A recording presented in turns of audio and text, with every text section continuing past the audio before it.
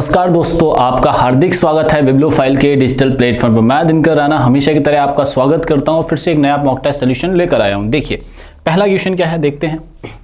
निम्नलिखित में से किसका संबंध वृक्क अव्यवस्था के साथ है? वृक्क यानी कि किडनी।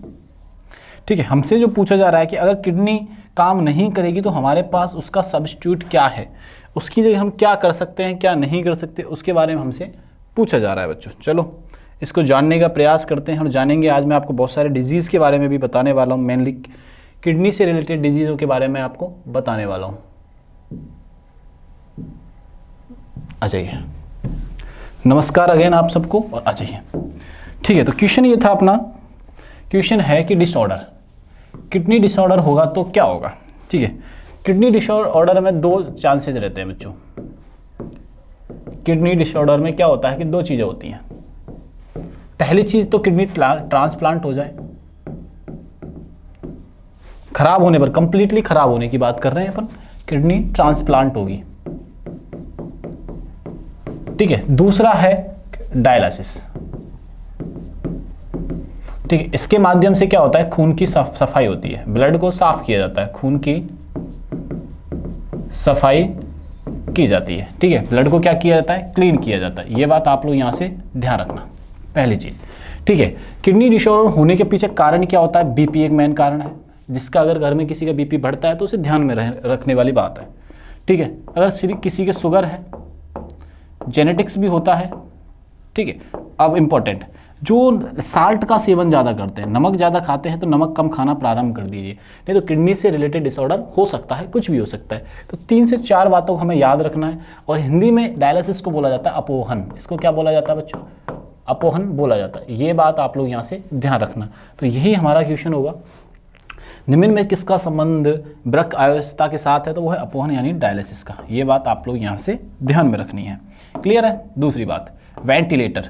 जब किसी को लास्ट एज चल रहा होता है, जिसको सांस लेने में दिक्कत हो रही है, बाकी बॉडी का मेजरमेंट रखने के लिए हम लोग वेंटिलेटर पे लेके जाते हैं और कहते हैं ventilator, it means critical situation. ठीक है, ये बात आप लोग यहाँ से ध्यान रखना। पेसमेकर और बैरोमेसिंग, ये भी आपको यहाँ से ध्यान रखने हैं। बाकी नेक्स्ट क्वेश्चन पे अपन चलते हैं। आ जाइए नेक्स्ट क्वेश्चन। एक रेसिंग कार चौड़े आधार और कम ऊंचाई के साथ बनाई जाती है ताकि उसका गुरुत्व क्या हो, नीचे की तरफ हो, ऊपर उठा हो, कार से बाहर हो, मध्यम हो, बहुत नीचे हो। देखो कार आपने देखी होगी चौड़ी बनाई जाती है, ऐसा नहीं है जैसे आप एक वो देखते होंगे, मैंने आपको कई बार बताया भी है, जैसे आज के टाइम पे मिनी रिक्शा जो चल रहे हैं ना, मिनी रिक्शा जो चल रहे हैं, मिनी रिक्शा का इट मीन्स क्या है बच्चों? मिनी रिक्शा का मतलब है जो टेम्पू चल रहे हैं ना, इलेक्ट्रिकल टेम्पू, उनका जो एरिया होता है ना कवर करने का, वो कम होता है। लेकिन आप रेसिंग कार देखिए, जैसे फरारी देखो, फरारी जितनी बहुत अधिक चौड़ी मिलेगी अदर और बहुत नीचे मिलेगी। रीजन क्या है? ग्रेविटी को नीचे रखना। ठीक है, जैसे थार कई लोग लाते हैं, थार पलटने के ज़्यादा चांसेज होते हैं कि वो ज़्यादा उठी हुई होती है। ठीक है, ज़्यादा उठी हुई गाड़ी का मतलब ये है, नीचे से उसका जो डायमीटर होगा वो कम होगा, तो क्या हो जाएगा, गाड़ी पलटने के चांसेस ज़्यादा होंगे कि वो ग्रेविटी पर कंट्रोल नहीं कर पाएगी, ग्रेविटी उसके साथ कार्य नहीं कर पाएगी। इस वजह से गाड़ियों को क्या रखा जाता है, नीचे रखा जाता है ग्रेविटी के लिए। ये बात आप लोग यहाँ से ध्यान में रखना। ठीक है, वेरी लो रखा जाता है। बात समझ में आई कि नहीं है आपको? चलिए आगे चलते हैं। क्वेश्चन का आंसर तो क्लियर है अपने आपको। चलो नेक्स्ट क्वेश्चन पे चलते हैं। डोमेन नाम के अंतिम 3 अक्षर किसके प्रकार का वर्णन करते हैं? जैसे आपने बहुत सारे डोमेन नेम देखे होंगे, साइटों के नाम देखे होंगे। देखिए साइटों के नाम जैसे मैं आपको बताता हूँ, www.com ऐसे देखा होगा, www.government आपने देखा होगा, इसके साथ एजुकेशन देखा होगा आपने, org देखा होगा। तो www के बाद इन जो बाद में लगे होते हैं एक्चुअली संगठनों के नाम होते हैं। किसके नाम होते हैं? संगठन। कैसे? कॉम का मतलब है कमर्शियल साइट है। ये कैसी साइट है बच्चों? कमर्शियल है। कैसी साइट है? कमर्शियल है। GOV का मतलब क्या है? गवर्नमेंट साइट है। ये कैसी साइट है बच्चों? गवर्नमेंट साइट है। EDU का मतलब क्या है कि एजुकेशन साइट है। कैसी साइट है ये? एजुकेशन साइट है। ORG का मतलब क्या है? ऑर्गेनाइजेशन है। ये कोई कैसा भी हो सकता है ऑर्गेनाइजेशन। ये बात आप लोग ध्यान रखना। तो ये संगठन के बारे में बता रहा होता है। किसके बारे में बता रहा होता है बच्चों? संगठन यानी किसी ऑर्गेनाइजेशन या कार्य करने के तरीके को ये बता रहा होता है। ये बात आप लोग यहाँ से ध्यान रखना। ठीक है, आगे आ जाओ। सॉरी, इस क्वेश्चन का आंसर कर लेते हैं। किसके बारे में? ऑर्गेनाइजेशन के बारे में ये बता रहा होता, ना कि सर्वर, कनेक्टिविटी और प्रोटोकॉल के बारे में। ठीक है जी, आओ नेक्स्ट चलते हैं। आहार का सबसे महत्वपूर्ण कार्य क्या है? आहार का महत्वपूर्ण कार्य क्या है? ऊर्जा प्राप्त करना, धुंधुसांत भूख छुंदी मतलब कि भूख, मतलब ये इसके बात बोल रहा है सेटिस्फाइड टू हंगर, शरीर की वृद्धि में मदद करना, स्वाद का आनंद लेना। एक्चुअली जो भोजन का मीनिंग है वो है ऊर्जा प्राप्त करना, गेट एनर्जी। क्या प्राप्त करना बच्चों? एनर्जी प्राप्त करना। ये बात आप लोग यहाँ से ध्यान में रखिएगा। चलिए नेक्स्ट क्वेश्चन पे चलते हैं। वॉइस क्लियर है? किसी को इश्यू तो नहीं है वॉइस का? चलो ठीक है जी, हाँ क्लियर है, ठीक है। आइए, किस नदी के ऊपर भाखड़ा नागल बांध बना हुआ है? भाखड़ा नागल बांध किस नदी पे बना हुआ है? तो ये बना हुआ है सतलज नदी पर, ठीक है। सतलज नदी जो तिब्बत के राक्षस ताल से निकलती है। कहाँ से निकलती है? राक्षस ताल से ये नदी निकलती है। कहाँ से निकलती है? तिब्बत, ठीक है ना। ये बात आप लोग यहां से ध्यान रखना। ये जो नदी है राक्षस, वो सतलज नदी सिंधु की सबसे बड़ी सहायक नदी है। सिंधु की सबसे सहायक नदी है, सबसे बड़ी सहायक नदी है। ये बात आप लोग यहां से ध्यान रखना सतलज के बारे में। भाखड़ा नागल बांध किस पे? सतलज पे। भाखड़ा नागल जो बांध है, एक बात और यहां से याद रखनी है, भाखड़ा का मतलब ऊपर, जो भाखड़ा और नागल मैं लिखता हूं फिर मैं आपको बताता हूं। इसके बांध के दो हिस्से, ऊपर वाले पार्ट को क्या बोला जाता है? भाखड़ा बोला जाता है। ऊपर वाले हिस्से को, ऊपर वाले हिस्से को बोला जाता है। और नीचे नांगल बोला जाता है नीचे वाले हिस्से को, नीचे वाले हिस्से को। ये बात भी अपने को यहां से याद रखनी है, ये क्लियर कर लो भैया भाखड़ा नागल बांध के बारे में, ठीक है। ये बात आपको यहां से ध्यान रखना। इस पे एक कृत्रिम झील बनी हुई है, गोविंद सागर झील। कौन सी झील बनी हुई है? गोविंद सागर झील कृत्रिम झील बनी हुई है। कौन सी झील बनी हुई है बच्चों? गोविंद सागर, एक कृत्रिम झील बनी हुई है, गोविंद सागर झील, गोविंद सागर झील। इसका जो उद्घाटन करते हैं कौन करते हैं? पंडित जवाहरलाल नेहरू करते हैं। जवाहरलाल नेहरू करते हैं, देश के प्रधानमंत्री थे जवाहरलाल नेहरू। ये बात भी हमें यहां से याद रखनी है, ठीक है। कोसी, कोसी के बारे में याद रखना है, ये बिहार का शोक कही जाती है। दामोदर बंगाल का है और कोसी कहाँ का है? बिहार का शोक। बिहार में जो बाढ़ लाने का कारण होता है वो कौन होता है? कोसी नदी होती है। ये बात भी अपने को यहां से याद रखिएगा, ठीक है। चलिए नेक्स्ट क्वेश्चन पे चलते हैं। चारों वेदों में सबसे प्राचीन वेद कौन सा है? ठीक है, वेदों की जब बात आती है तो 4 वेद हैं और सबसे प्राचीन है ऋग्वेद। सबसे प्राचीन वेद कौन सा बच्चों? ऋग्वेद, ठीक है। वैदिक काल और उत्तर वैदिक काल में इनका निर्माण होता है, ऋग्वेद काल है, ऋग्वेद। सबसे प्राचीन कौन सा बच्चों? ऋग्वेद। इसमें क्या क्या बताया गया मैं वो आपको बताने वाला हूं। देखो ये ऋषि मुनियों से रिलेटेड है, बहुत इंपॉर्टेंट बात है कि ऋषि मुनियों से ये रिलेटेड है। ये बात आप लोग यहां से ध्यान रखना। इसमें 10 मंडल हैं। कितने मंडल हैं? 10 मंडल हैं। कितने मंडल हैं? 10। 1028 इसमें सूक्त हैं। सूक्त का मतलब होता है शुभ वचन बोलना। सूक्त का मतलब क्या है? पॉजिटिव बोलना, शुभ वचन बोलना। सर्वे भवन्ति सुखीन, उदाहरण के तौर पे क्या रखोगे आप? सर्वे भवन्तु सुखीन, ये एक शुभ वाक्य हो गया, तो इसको बोलते हैं हम सूक्त, ठीक है। और श्लोक कितने हैं इसमें? 10,600। ये बात अपने को यहां से याद रखनी है, ठीक है। अब मंडल, जैसे 10 मंडलों के बारे में बात की। मंडल क्या है बच्चों? अलग अलग लोगों को समर्पित है, ठीक है। अलग अलग मंडल अलग अलग लोगों को समर्पित है, अलग अलग भगवानों को समर्पित है। जैसे मैं कहूं पहला मंडल अग्निदेव को समर्पित है, पहला मंडल अग्निदेव को समर्पित है, अग्निदेव को समर्पित है। ये बात आप लोग ध्यान रखना। It's dedicate to lord, it's dedicate to Agnidev.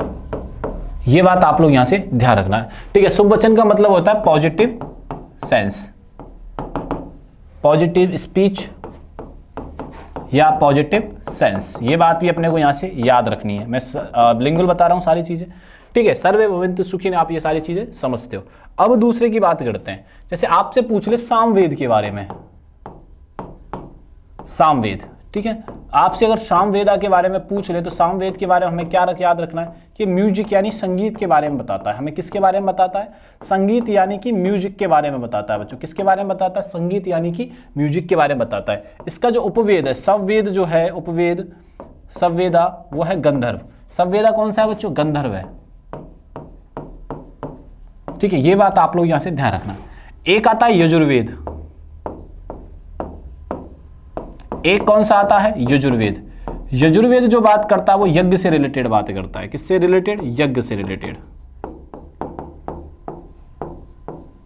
ये बात आप लोग यहां से ध्यान रखना। सामवेद हुआ, यजुर्वेद हुआ, और एक है अथर्ववेद, ये सबसे आखिरी में अथर्ववेद, ठीक है। और इसमें जादू टोने ब्लैक मैजिक से चीजें रिलेटेड ज्यादा है, अथर्ववेद। इसमें ब्लैक मैजिक यानी कि जादू टोने से रिलेटेड बातें इसमें ज़्यादा हैं। ये बात आप लोग यहाँ से ध्यान रखना है। तो ये वेदों की कहानी, सेकंड नंबर ये हो गया, थर्ड नंबर ये हो गया, और फोर्थ नंबर ये हो गया। तो हमारे क्वेश्चन का आंसर क्या हो जाएगा बच्चों, यहाँ से 4 वेदों में सबसे प्राचीन वेद कौन सा है, तो वो है ऋग्वेद। चलिए आगे चलते हैं। स्क्रीनशॉट लेना चाहो तो ले सकते हो, ऐसी कोई बड़ी बात है नहीं, ठीक है जी। आओ आगे चलते हैं, 32 नंबर पे चलते हैं। साधारणतः खाने में प्रयुक्त होने वाला नमक सोडियम क्लोराइड होता है। बेकिंग सोडा क्या होता है, sodium by chloride, sodium by chloride नहीं, कार्बोनेट भाई, ठीक है ना। मैं इसको फेज में बोल गया, इसको ये बात ध्यान रखने वाली बात है। चलिए नेक्स्ट क्वेश्चन करते हैं। शांति स्वरूप भटनागर पुरस्कार दिए जाते हैं। शांति स्वरूप जो भटनागर पुरस्कार हैं ये साइंस के क्षेत्र में दिए जाते हैं। शांति स्वरूप भटनागर पुरस्कार, ठीक है, ये साइंस यानी विज्ञान के क्षेत्र में दिया जाता है। साइंस यानी कि विज्ञान के क्षेत्र में ये दिया जाता है, ये बात ध्यान रखना। CSIR के द्वारा ये दिया जाता है, और 40 वर्ष आयु से कम, 40 वर्ष से कम आयु वालों को, 40 वर्ष से कम आयु वालों को क्या दिया जाता है बच्चों, ये पुरस्कार दिए जाते हैं। जो साइंटिस्ट जो होते हैं 40 वर्ष से कम आयु वाले वैज्ञानिक,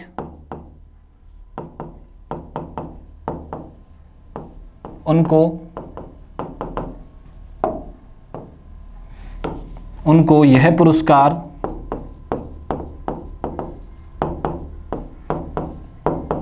दिया जाता है। ये बात आप लोग यहां से ध्यान रखना, ये पुरस्कार दिया जाता है, बहुत इंपॉर्टेंट बात है। शांति स्वरूप भटनागर पुरस्कार। अब इसके बारे में सर हमने जाना, ठीक है। एक बात ध्यान रखनी है, शुरुआत कब हुई थी, ठीक है, ये बात ध्यान रखना। शुरुआत के बारे में भी हमें ध्यान रखना है। तो इसकी शुरुआत हो जाती है बच्चों 1956 में, ठीक है। और ये कब, एक और डेट, हाँ 26 सितंबर को साइंस दिया जाता है, ये भी ध्यान रखना है इसका। 26 सितंबर और 1956 में इसकी शुरुआत होती है। 1956 में इसकी क्या होती है, बिगनिंग होती है, यानी कि ये शुरुआत इसकी होती है। ये बात अपन को यहाँ से याद रखनी है। चलो वापस से अपने क्वेश्चन पर। तो विज्ञान में उत्कृष्ट योगदान के लिए ये पुरस्कार दिया जाता है। विज्ञान में उत्कृष्ट के लिए योगदान के लिए ये दिया जाता है। भारतीय भाषाओं में रचनात्मक लेखन के लिए, खोज के लिए, फिल्म निर्देशन उत्कृष्टता के लिए ये दिया जाता है दादा साहब फाल्के पुरस्कार। दादा साहब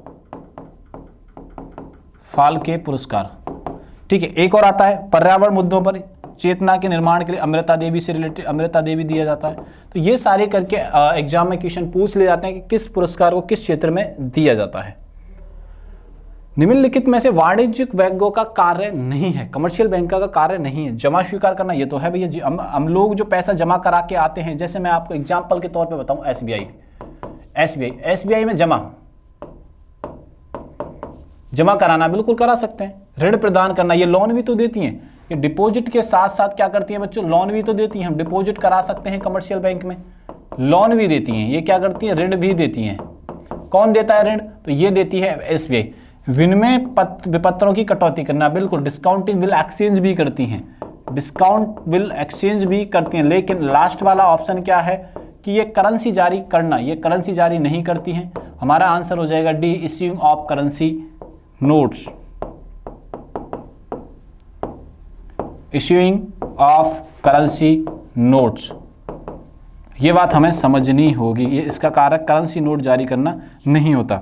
अब बात करते हैं आरबीआई के बारे में। अब किसके बारे में बात करेंगे अपन, आरबीआई के बारे में बात करने वाले। आरबीआई की जो स्थापना होती है उसको लेके बहुत बार क्वेश्चन पूछा गया है कि इसका स्टार्टिंग में मुख्यालय कहाँ था, ऐसे करके बहुत सारे पूछे जाते हैं। तो आरबीआई एक्ट है 1934। आरबीआई एक्ट क्या है बच्चों, 1934। एक बात पहले तो ये याद रखनी है, आरबीआई एक्ट 1934। स्थापना जो रहती है वो होती है 1935। 34 है यार, इसको अपन सही लिखो, इसको एक्ट 1934 है, एक्ट 1934, ठीक है ना। ईएसटी 1935। इसका जो हेडक्वार्टर जो चेंज होता है 1937 में होता है। कहां से होता है? कोलकाता से लेकर बच्चों कहां, कोलकाता से कहां हो जाता है? मुंबई हो जाता है। हेडक्वार्टर कहां चेंज होता है? कोलकाता से मुंबई चेंज हो जाता है। पहली चीज हेडक्वार्टर चेंज हो गया। हाँ, अब दूसरी बात, इसका करेंसी जारी करता है। ये क्या करता है? करेंसी इश्यू करता है, करेंसी इश्यू करता है, ठीक है। फर्स्ट जो गवर्नर रहते हैं स्मिथ साहब रहते हैं, और पहले भारतीय सीडी देशमुख होते हैं। फर्स्ट गवर्नर रहते हैं, ठीक है। अब दूसरी बात ये पूछ रहे हैं फर्स्ट इंडियन गवर्नर कौन रहते हैं, तो सीडी देशमुख होते हैं, सीडी देशमुख होते हैं first governor, first Indian governor, first Indian governor. और आपको यह बताना है कि इस बैंक का नेशनलाइजेशन कब होता है, यानी कि नेशनलाइजेशन से मतलब क्या है बच्चों? राष्ट्रीयकरण कब होता है आरबीआई का? राष्ट्रीयकरण कब होता है? आरबीआई का राष्ट्रीयकरण बच्चों कब होता है, ये हमें आपको बताना है, ठीक है। तो इस क्वेश्चन का आंसर आप क्लियर है, डी आंसर अपना हो जाएगा। चलिए नेक्स्ट क्वेश्चन पे करते हैं। In the government budget interest payment is an item of. Government budget में इंटरेस्ट पेमेंट जो होता है वो रेवेन्यू एक्सपेंडिचर होता है, कैपिटल एक्सपेंडिचर होता है, प्लान एक्सपेंडिचर होता है, डेवलपमेंटल एक्सपेंडिचर होता है, ये होता है रेवेन्यू एक्सपेंडिचर, ठीक है। रोजमर्रा के खर्चों में इसकी गिनती की जाती है।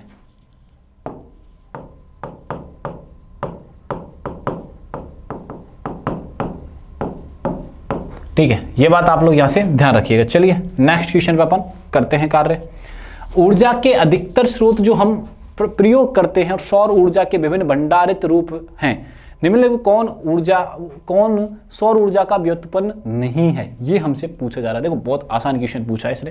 क्या पूछा है? ये पूछा है कि भैया हमें इतना बता दो कि सौर ऊर्जा का कौन सा माध्यम नहीं है। पहला भूगर्भीय जियोथर्मल है, बिल्कुल है। वाइंड एनर्जी है, बिल्कुल है। बायोमास है, बिल्कुल है। कौन सा नहीं है? न्यूक्लियर एनर्जी नहीं है। नाभिकीय ऊर्जा बिल्कुल भी शामिल नहीं है। ये बात आप लोग यहां से ध्यान रखिएगा। एक कंप्यूटर को एक नेटवर्क के साथ जोड़ने के लिए जो पता दिया जाता है उसको कहा जाता है बच्चों आईपी एड्रेस। इसे क्या कहा जाता है? IP address, internet protocol address, ठीक है ना। इंटरनेट प्रोटोकॉल एड्रेस, ये बात आप लोग यहां से ध्यान में रखिएगा, ठीक है। आंसर हो जाएगा हमारा यहां से डी। कनिष्क के साथ बौद्ध प्रतिमा अभिलेख तिथि क्या है? तो बौद्ध तिथि प्रतिमा जो अभिलेख है, प्रतिमा अभिलेख की जो तिथि है वो है 81 ईस्वी। क्या है? 81 ईस्वी है। ये बात आप लोग यहां से ध्यान रखना। सारनाथ बौद्ध प्रतिमा, जो सारनाथ में बौद्ध ने क्या दिए थे बच्चों? उपदेश दिए थे। सारनाथ में उपदेश दिए गए थे। क्या दिए गए थे बच्चों? उपदेश दिए गए थे। ये बात आप लोग यहां से ध्यान रखना। अब बौद्ध की जब बात आती है तो बौद्ध के जन्म के बारे में आपको बताया जाता है, लुम्बिनी में हुआ था। लुम्बिनी अभी कहां पे है बच्चों? नेपाल में है। लुम्बिनी कहां पे है? नेपाल के अंदर है। ये बात आप लोग यहां से ध्यान में रखिएगा। चलो, इनके फादर का नाम क्या होता है? पिता के नाम क्या होता है? शुद्धोधन। फादर का जो नाम होता है वो होता है शुद्धोधन, और शाक्य कुल से आते हैं बच्चों। कहां से आते हैं ये? शाक्य कुल होता है। ये बात आप ध्यान रखिएगा। माता का नाम होता है महामाया। उनका पालन पोषण गौतमी करती हैं, इनकी मासी होती हैं, ठीक है। गौतमी करती हैं इनका पालन पोषण, ये जो मासी होती हैं। और वाइफ का नाम क्या होता है? यशोधरा। पत्नी का नाम क्या है बच्चों? यशोधरा। बेटे का नाम क्या होता है? राहुल। उनका खुद का नाम क्या होता है? ओरिजिनल नाम सिद्धार्थ। इन्होंने उपदेश कहाँ दिए? सारनाथ में, ठीक है। कनिष्क जो होता है कुषाण राजवंश का होता है। कनिष्क जो होता है बच्चों किस राजवंश से होता है? कुषाण राजवंश से होता है। कुषाण वंश का सबसे शक्तिशाली राजा होता है। ये बात आप लोग यहाँ से ध्यान रखना। अब दूसरी बात यहाँ से क्या याद रखनी है? ये इसकी कनिष्क की जो राजधानी होती है वो पुरुष पर होती है। पुरुषपुर, और पुरुषपुर का अभी नाम क्या है बच्चों? पेशावर, और ये कहाँ पे है? पाकिस्तान में है। और बाद में जाके इसकी राजधानी, ये तो फर्स्ट कैपिटल थी, इसकी क्या थी? ये कैपिटल, ये क्या थी बच्चों? Capital, first capital. और बाद में जाके कैपिटल क्या हो जाती है? मथुरा कैपिटल होती है। तो आप ध्यान रखना कि पुरुषपुर के बाद राजधानी कनिष्क किसको बनाता है? तो वो मथुरा को बनाता है। ये बात भी अपने को यहाँ से याद रखनी है। चलिए नेक्स्ट क्वेश्चन पे अपन चलते हैं।